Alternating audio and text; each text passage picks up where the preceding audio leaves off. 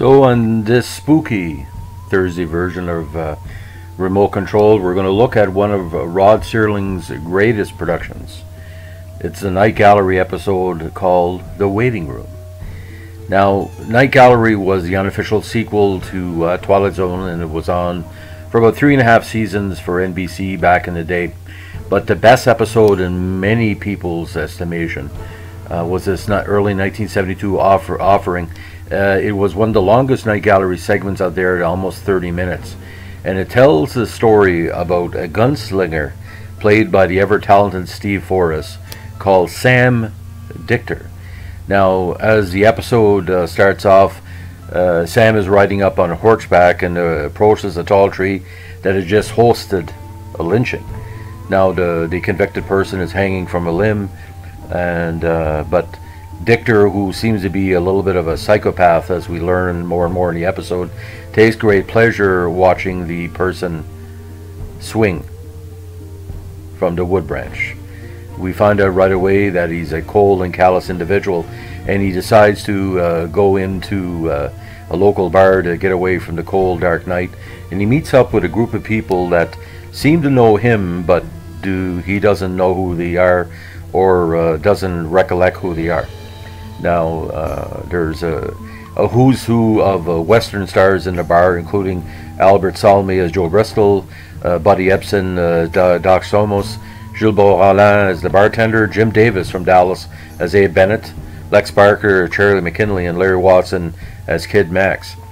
Now, as the episode goes along, basically you're playing a game of cards, but it doesn't really make any sense why they will all be joined together waiting for Sam to show up.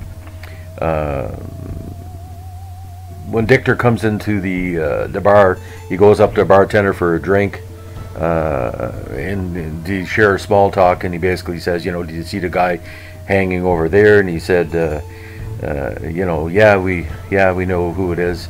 Yeah, and you're, the eminent Samuel Dichter, he said. And Sam says, oh, you have to take advantage of me. And as the episode goes along, we found out quickly that the characters in the bar know everything about Sam Dichter. But Sam quickly learns where he is and what his fate could be. Now, I'm not going to give away the episode because it's almost obvious in the next 4 minutes what's going on. But the way Schwartz directs it, and the way Rod Serling's script brings it together, basically it's a knock apart of emotions. The Dichter character seems to be one that's at the end of his rope, no pun intended, and he becomes more and more frustrated when the bells on the clock ring, and each one has to go outside for certain reasons. And the descriptive paragraphs why they have to go outside, and why in the middle of the dark at night, and where one of them goes outside, there's light outside. It takes a while, but Dichter catches on. He's in deep crap from the moment he walks in. Now, I would not recommend this episode for anybody faint of heart. It's a very scary episode. It's a very mentally challenging episode because it looks at aspects of spirituality, of people who don't seek out redemption at death, people that may go to hell for what they've done.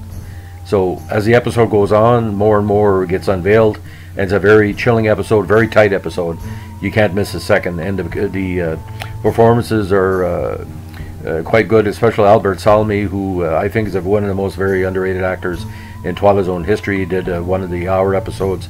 He did several eps through the years. Very great guest actor. And Buddy Ebsen, Jim Davis, they always bring a great quality of that Western motif. It's almost like a Zane Grey Western gone bad. And, they say basically in the West, it's a lot of gun that decides if you live or die. And in this case, that's what The Waiting Room is all about.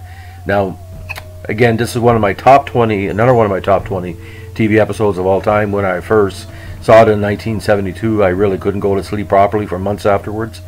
Because, maybe all have a waiting room waiting for us when we kick off. Or kick the bucket, as we say in the Old West. So again, on this February day, when we're waiting for a freezing rainstorm to come into Brunswick, we wish you well. And as we say to Night Gallery of the Universe, always study the painting. There's much more to be learned than just looking at it. You have to study it. Have a good one. Bye.